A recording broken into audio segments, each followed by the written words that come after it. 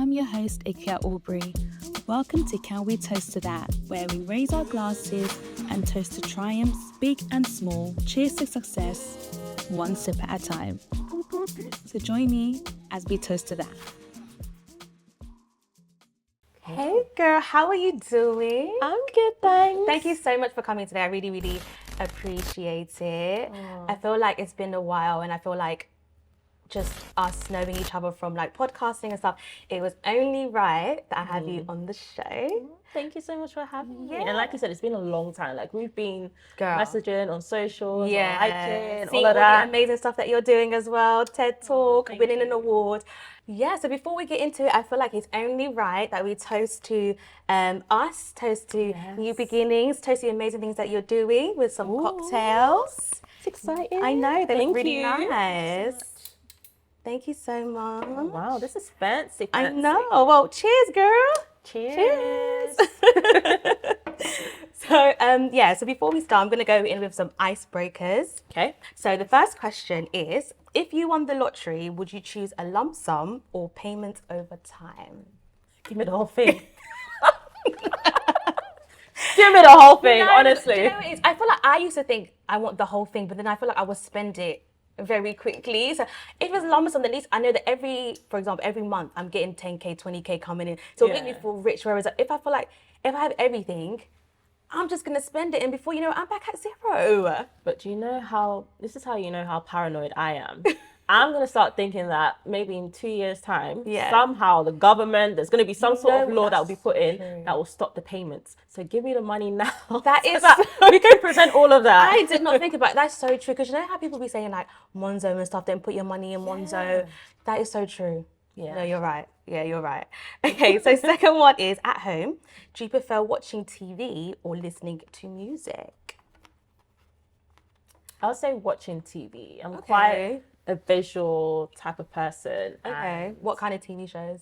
Ooh, I love crime TV shows. Not because of the field that I'm in, but I just love crime. I feel like sometimes I feel bad for liking crime.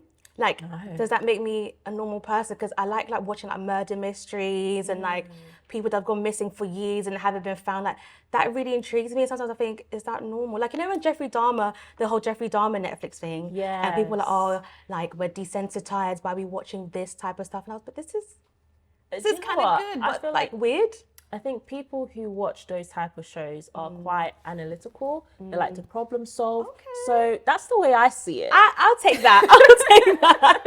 I'm a problem solver. I'll take that. Okay. Yeah. So yeah, watching TV is like Okay, cool. Yeah. If you ruled a country, would you be a president or a queen? It's a hard one, isn't it? I'll be a queen. Okay. Just because Queen Jenny. No shade, but I feel like queens, kings, they don't really do too much. I get it. Yeah, I get it. They show up in certain places. Yeah. I feel like being a president or even prime minister, there's just too much responsibility. Too much Whereas if pressure, I was a queen, I could just be in my castle. Yeah, nice not jewelry, castle, nice whatever. Buckingham. Buckingham Palace, and kind of just not do anything. Imagine a black queen in Buckingham Palace, though. This country would be in an uproar. I mean, look at what they did with Meghan as well. Exactly. I was going to say, we had just a speck of that. Yeah. But no, yeah, I think definitely a queen for me as well, because like you said, you don't have to do too much. Just show up, do a little hand wave, and keep it moving. So the last one is, would you rather have a time machine to see into the future or a magic wand to like control what you want to happen in your life?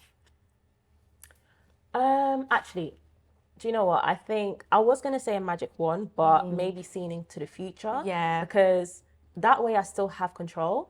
Whereas the magic wand, I mean, I might try and control something in that moment. But in the future, that might just not be what I want. Yeah. I think I agree, because I want to see into the future and know whether my future husband's coming.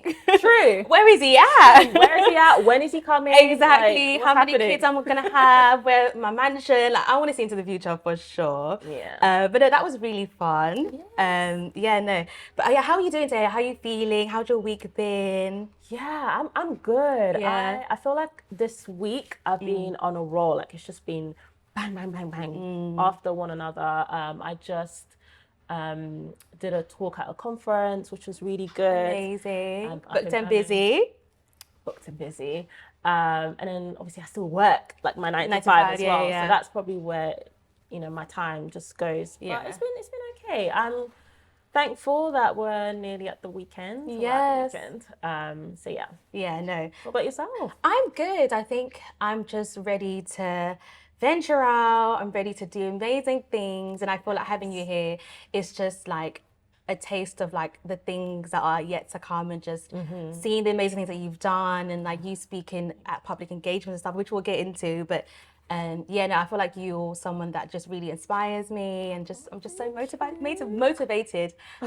the things that you do. But yeah, I wanted us also to toast you, because you won an award.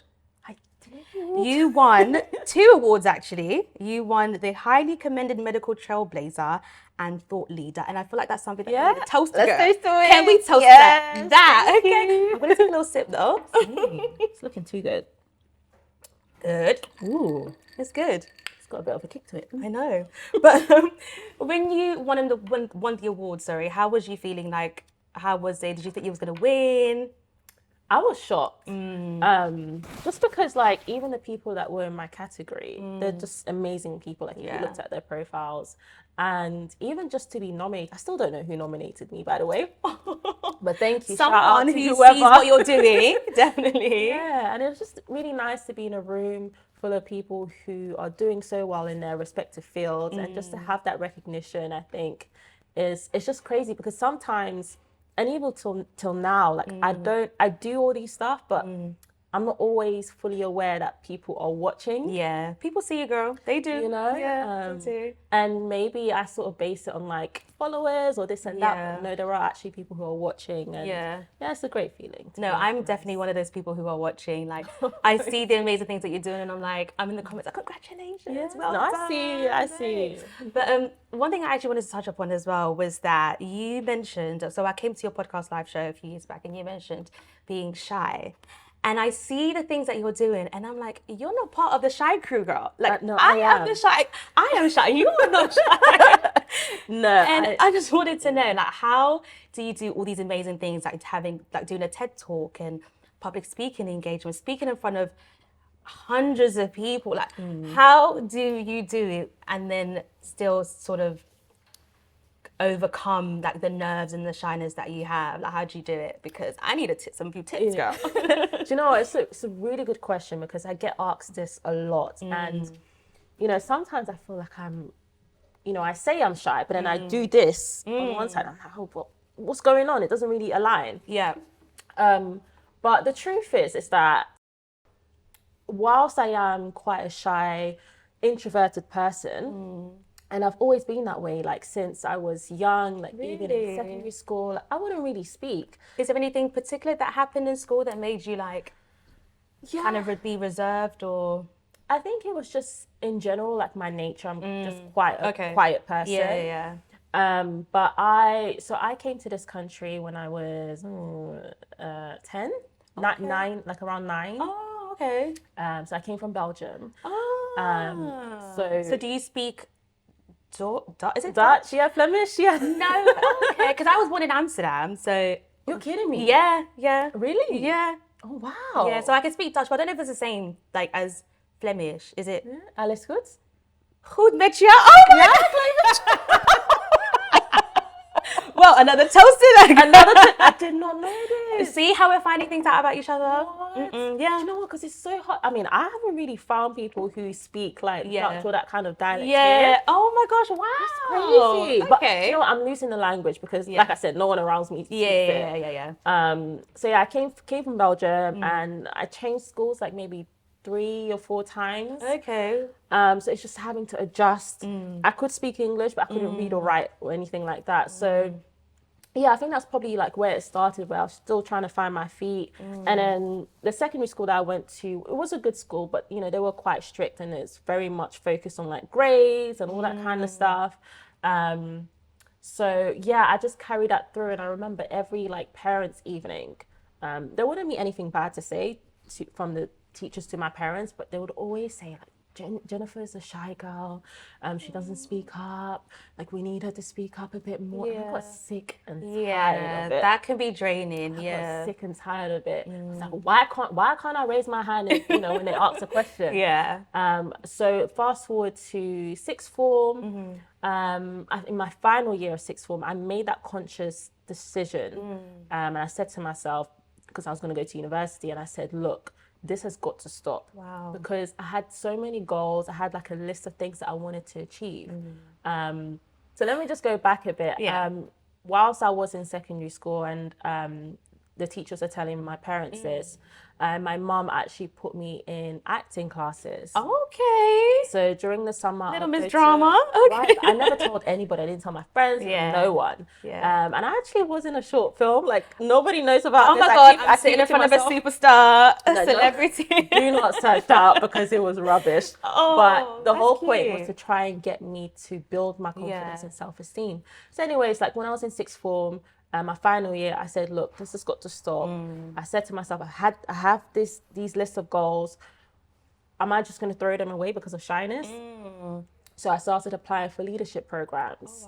And I got into a few of them. I did the youth summit for the G7. Oh, wow. Yes, okay. In Paris. That's amazing. In 2019 or 2018 that I did it. Yeah. So again, I was really just forcing myself. And I think the practice of pushing my boundaries and putting myself in uncomfortable situations, I think has helped me to do all these things that you've kind of listed beforehand.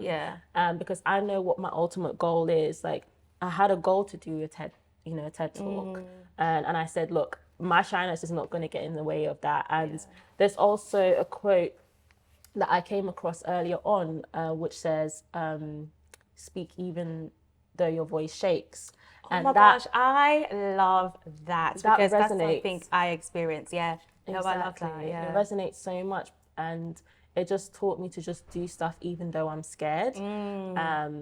Because the feeling of being scared or nervous doesn't really go away. Like, I still get that.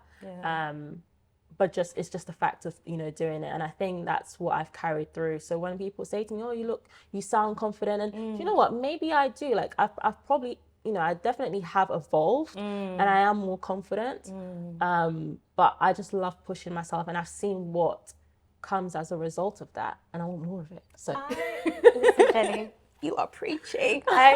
I love that, because especially that quote about speak even when your voice shakes, because that's something that I can definitely say I've experienced even in the workplace. Like, when there's meetings and sometimes I feel like an imposter sometimes sitting in these meetings, and it's like, I want to say something because I don't agree with what you're saying, but it's like that scaredness or that shaky voice is like, it comes out, and I'm like, I'm sure if I can hear this shaky voice, everybody else around me can hear it. But then at the same time, it's like, do it anyway, because at least you are contributing rather than not saying anything at all. And I think that's just so important in terms of like just doing stuff that's out of your comfort zone, going for things, and just pushing yourself, even if it's uncomfortable, because like you never know, that next level of uncomfortableness could be that bit where like you've kind of made it, or like you just pushed yourself and you've realized that I can do more of this. Exactly. And it's also, I think it's about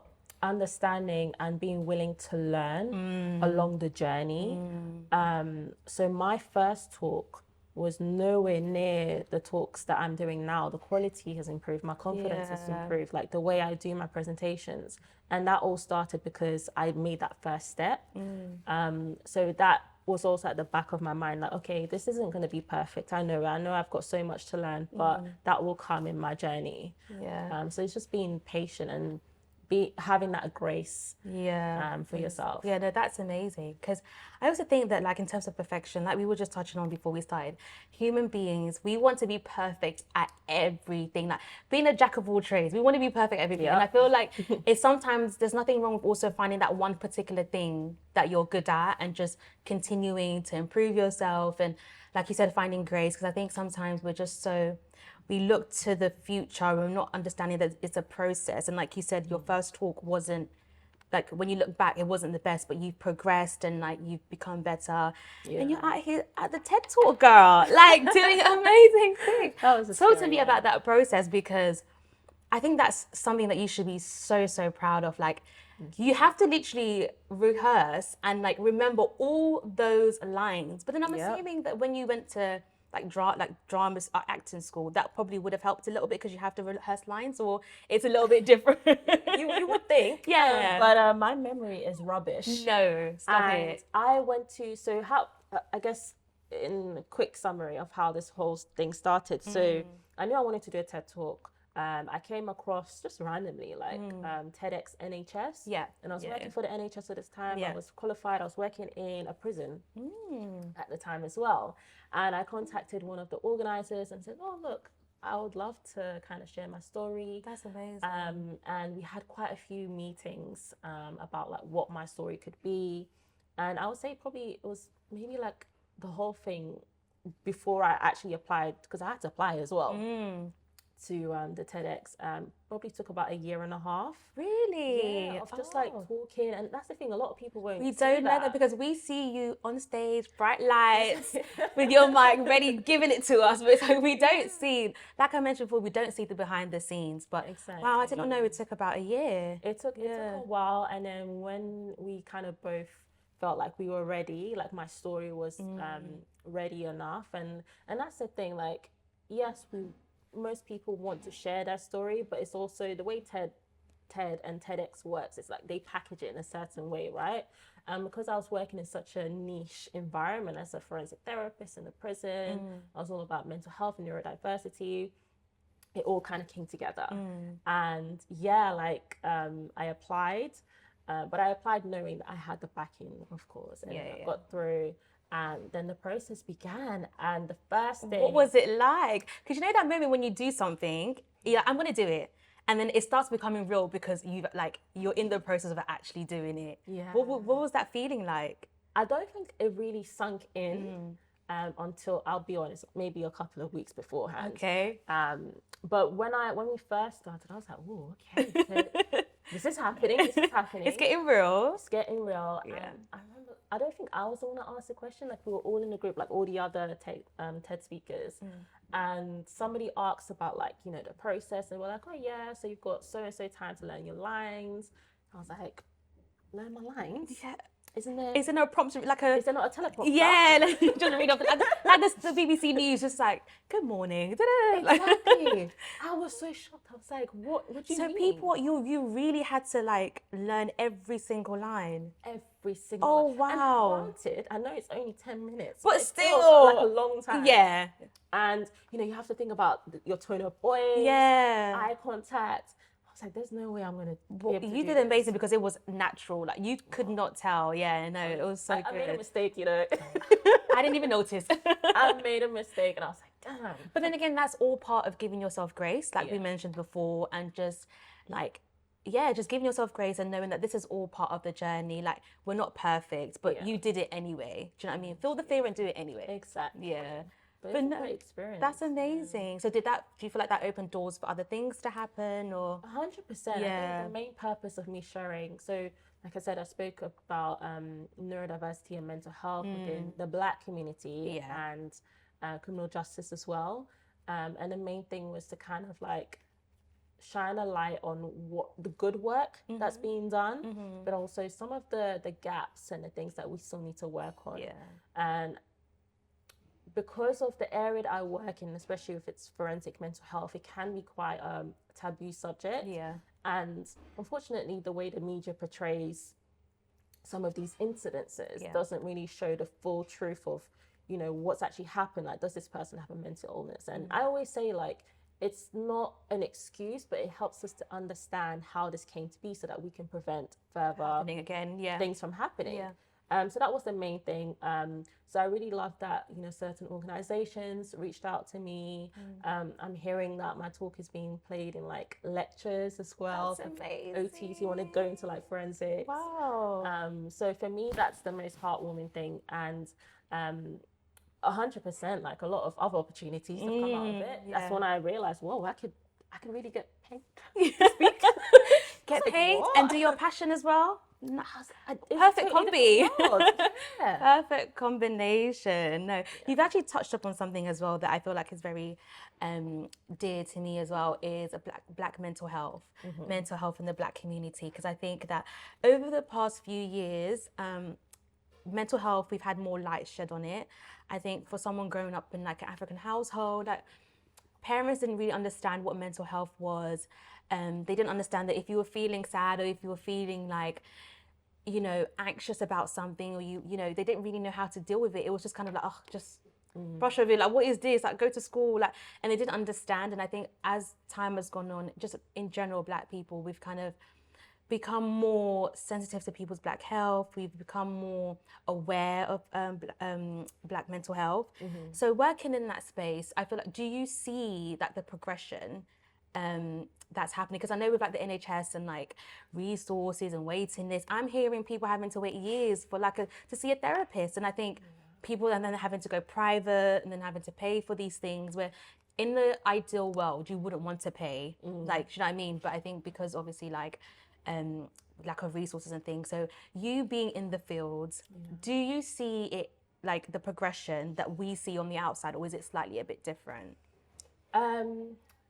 I think it's half and half. There is progression. I think I'd be lying if I said there wasn't, just because the way mental health is being spoken about now compared to 20, 30 years ago, it's completely different. Like, it's more acceptable. I wouldn't say it's on the same level as how people view physical health problems.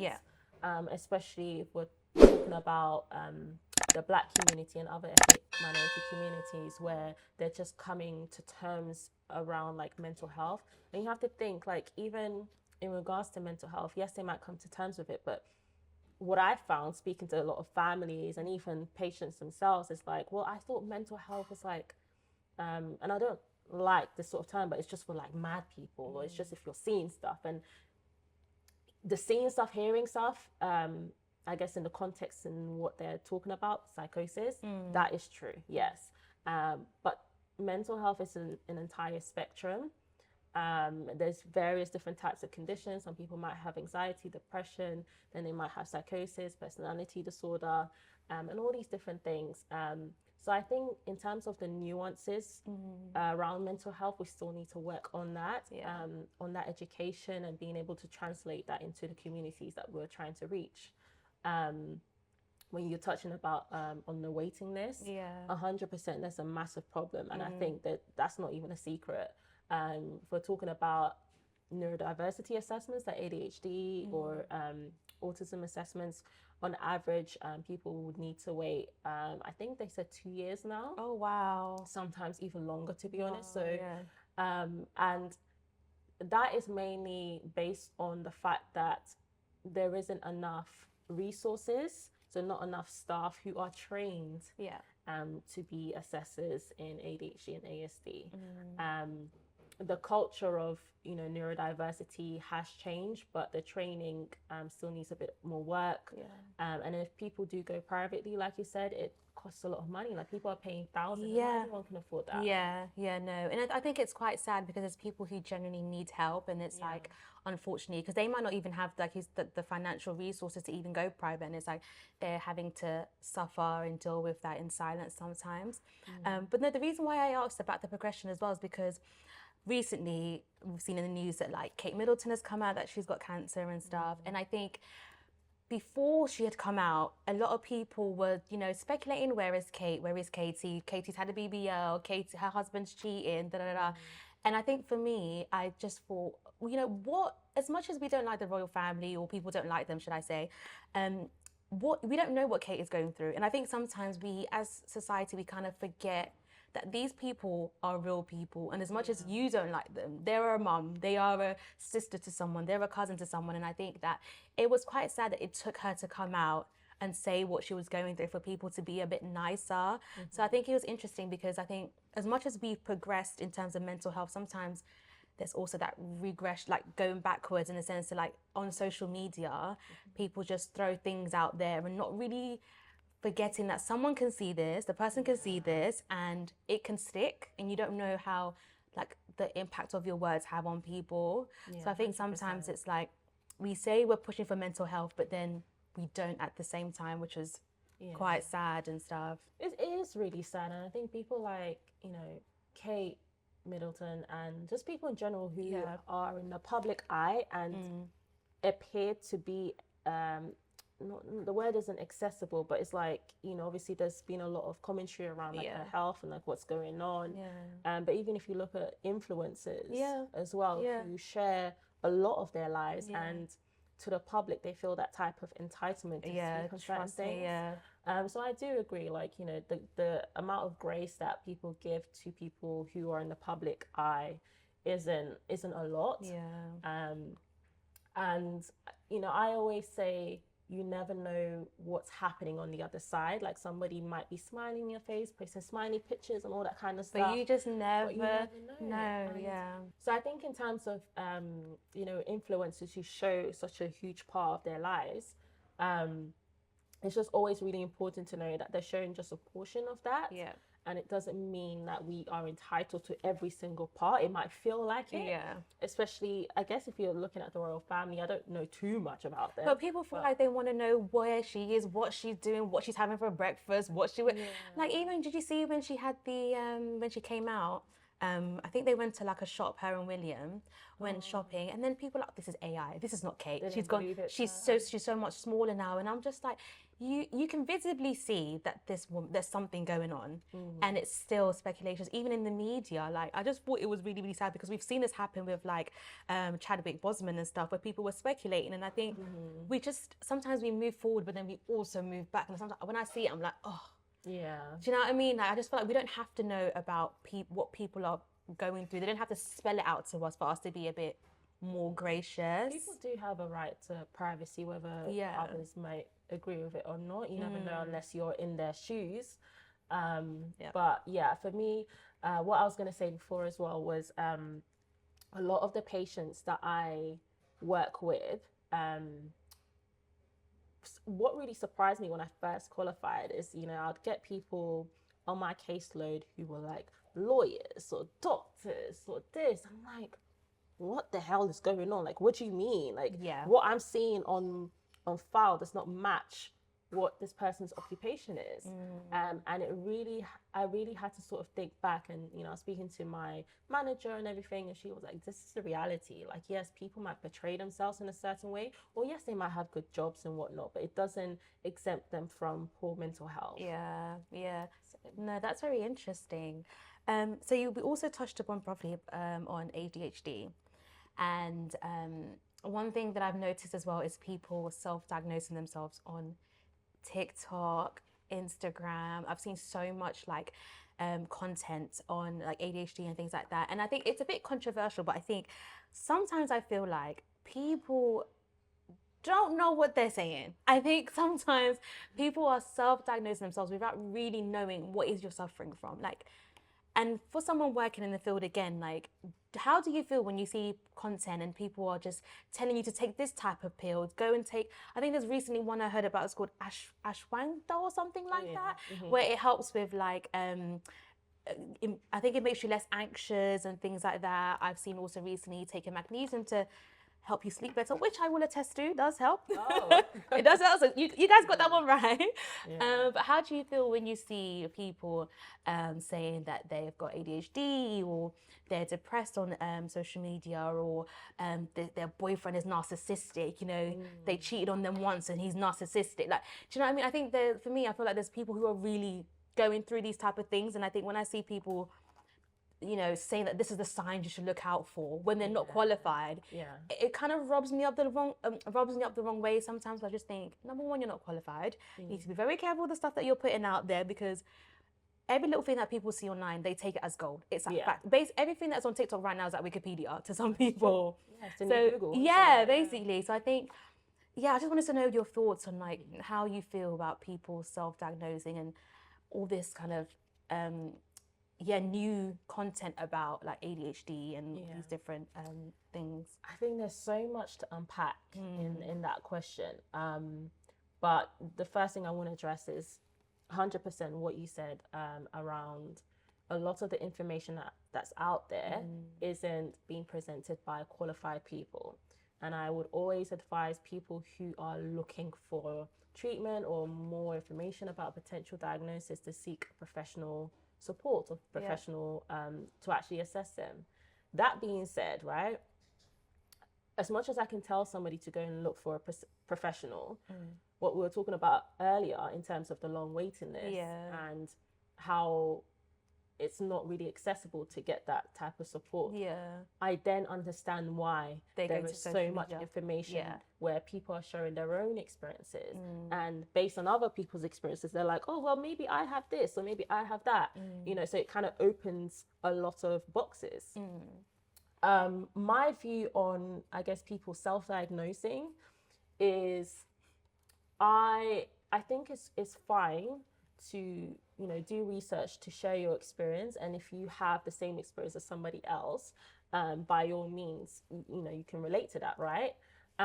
Self-diagnosis, I would always again recommend that the diagnosis itself comes from a professional, but I understand where the self-diagnosis comes from, so I can't really look down on it, especially like during the pandemic, when people were indoors and kind of scrolling through their phone all the time. There were just so many conversations being had, and I think people are just realizing like what's happening, what they've been struggling with, and you know, you kind of have to take everything with a pinch of salt. However, not everybody is able to have that type of discernment, right? Yeah, that's true.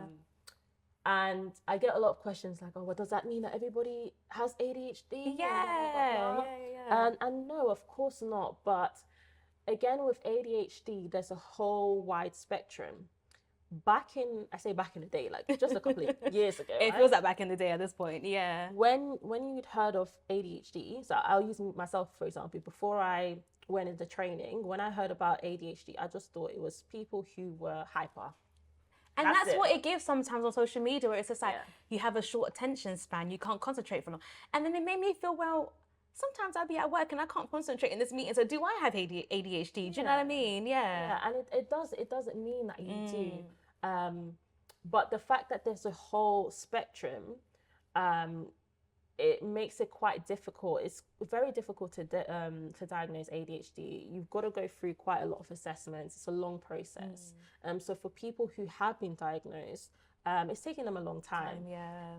So whilst I wouldn't recommend people self-diagnosing, I understand that sometimes that gets them the opportunities to, for example, have certain adaptations in the workplace, or have a conversation starter for when they do want to get that diagnosis. So I'm indifferent to up to the point where it's harmful to that person, and that's when I say, look, you need to get that professional support. But with the rise of social media, I feel like we as health professionals, we need to be able to now be on these platforms and, you know, dispel all these myths that are being, you know, put around. And I think that's probably the only way we're able to kind of overcome this, is to meet people where they are. If they can't get an appointment for an assessment, let's go on social media. And you find a lot of doctors and health professionals who are on social media. I think that's also controversial for some people, but as long as you conduct yourself in a manner that's professional, or you have that fine boundary, I think it's absolutely fine. No, let's actually touch upon that back to, because I feel like you said before as well, since COVID and stuff, I've seen, I would say, like the rise of doctors and health professionals using social media as a form of letting people know, like, about certain health conditions and things like that. How do you feel about it? Because I think it's good in a way, because it's another platform for people to also understand more about their health conditions and kind of live a better life in some instances. But why do you feel like it can be a little bit controversial? I think I agree. I think it's amazing, right? Where it becomes controversial is when maybe some professionals might cross over that boundary and maybe give more personal type of advice, or the advice that they're giving out isn't backed up by evidence. It's not evidence-based. So I think that's probably where it gets really tricky, because at the end of the day, people are going to look up to you because they think you're a professional, right?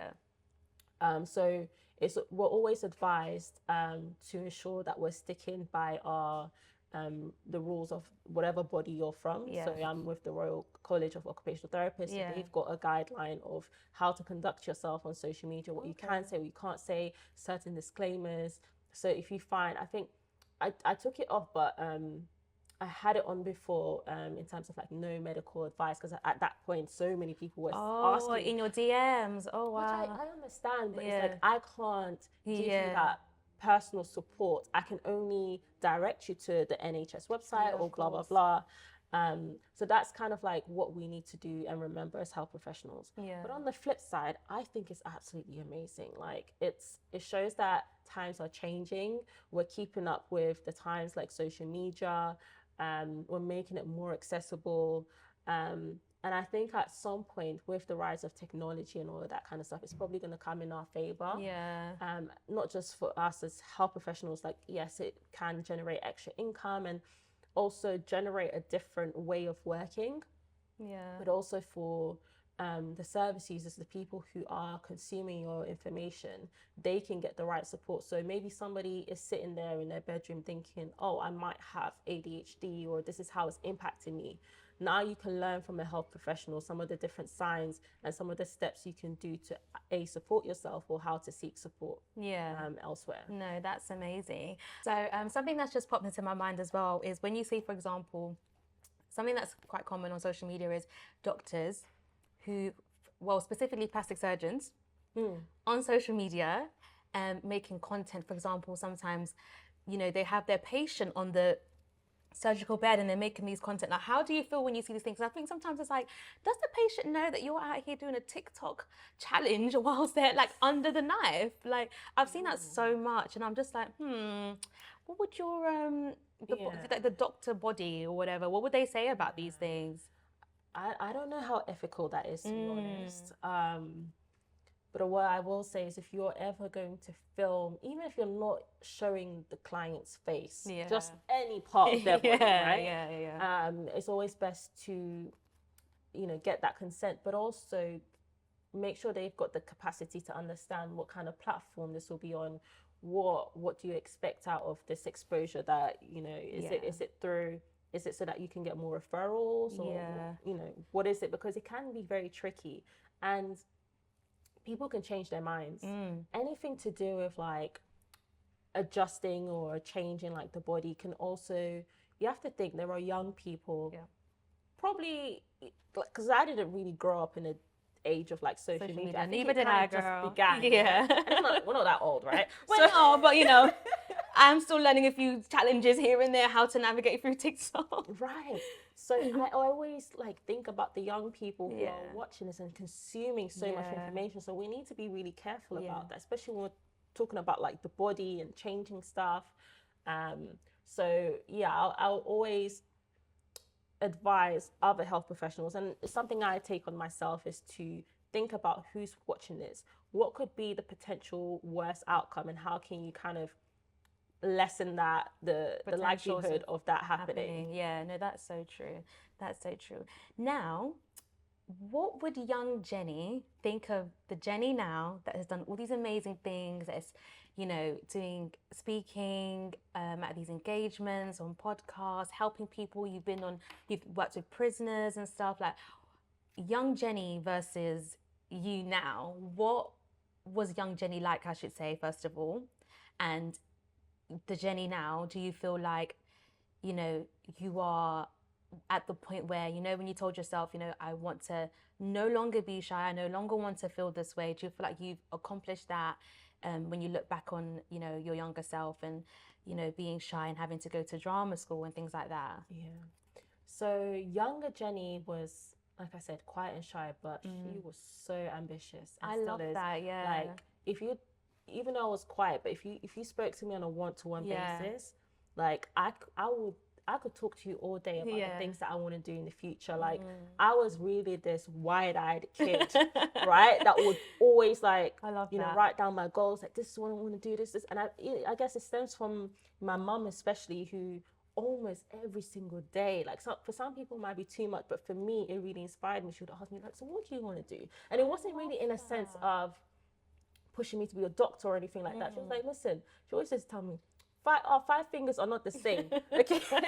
we don't have two heads. Do you understand? Like, everyone's different. Yeah. Everyone has their different strengths. If you're not academic, fine. Yeah. Okay, fine. Well, what else are you gonna do, right?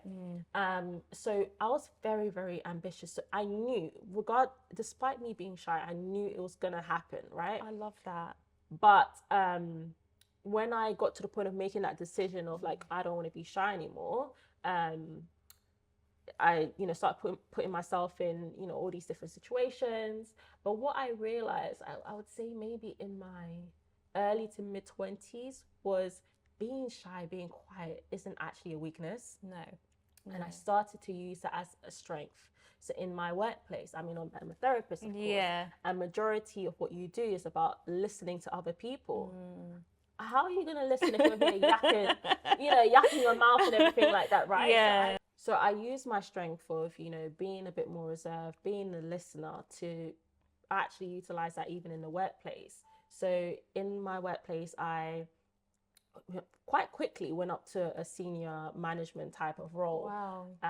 And that was something I never really knew I could do with my type of personality. But I realized I don't have to be the loudest person in the room. It's about what I say, not how loud it is, right? I feel like that's another cheers. That is another one. That's another one.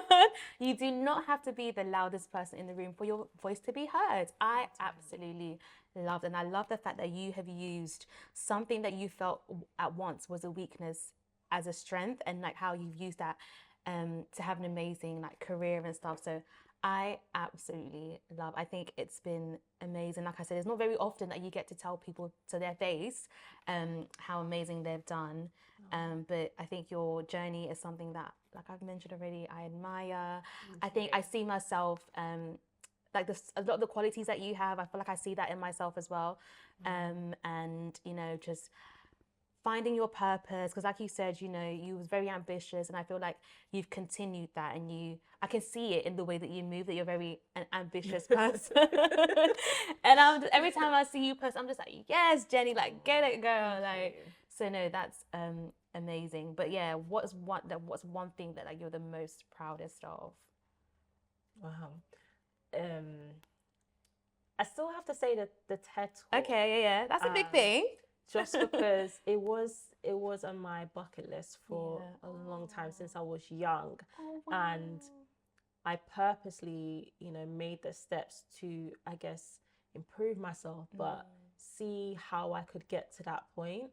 So I'm so proud of my journey up until then, but also the people that have been inspired by it. Like I said, that story, as much as it's nice and lovely to be on the TED space and on that red circle carpet, it's beyond me. The work I do is beyond me. It's for the people who not, I was gonna say hard to reach, but somebody said something, I was like, I'm gonna start using that. Hardly reached. Yes. Right? You are hardly reached in the I love community. that, You need that support, and that is who I do it for. The corporate stuff, the glitz and the glam, that's nice, and I like it. But the premise of what I do is to help other people, to help people who wouldn't ordinarily get that support. So as long as I'm doing that, I think I get a good balance. No, that is amazing. And like you said, it's for the people who are hardly reached, because I think it's hard for people to come forward sometimes. And I think being in these spaces that you just never know who you're talking to. You never know who you're touching with your words and the things that you're saying. So I think that's amazing. But I usually like to end the show with one thing that our viewers can be inspired by our guest. So for anyone who is, wanting to get in this sort of occupational health space, what would you say is something that they should do or should have, something that they can listen to in terms of advice for getting into these spaces? So I would say one main piece of advice I can think of right now is to, even though we're health professionals, and there's a specific lane that you're set to go through, be creative in that sense of, don't feel like you have to not stick to all the rules, but I feel like I guess you don't have to stick to all the rules. Make that role your own, you know, once you're qualified or when you're in training. But also see how you can make that change, right? So right now, I started talking a bit more about some of the assessments that we use, which are very much white focused. It was created by a white woman or white man, and they're not really reflective of the people that we are doing these assessments on. And that's my way of kind of owning my role and seeing how I could mold that into something that reflects more of my life and the people around me. So I'll give that advice to all health professionals, to be honest, because we are now the voices of not just the younger generation, but the older generation as well, who are kind of looking back thinking, oh, well, I wish this was there back in my time. So own that journey and don't be afraid to step out of those lines as well. Yeah, that's amazing. Well, thank you so much for coming to Can We Toast to That? Yes. So no, I think it's only right that we do a last toast. Final toast. Amazing things to you. Just reaching all the goals that you've set for yourself. And you too, by the way. Thank you. This is a community, and I wouldn't be here without like my sisters and you know, my friends and just everyone who supported me along that journey. Even if you just said to me, well done, or the emoji clap sign. Like, I do love a clap. I love it. I love it all, and I appreciate it and I receive it. So cheers to new levels, achieving our goals and ambition. So cheers. Thank you so much. Thanks for having me.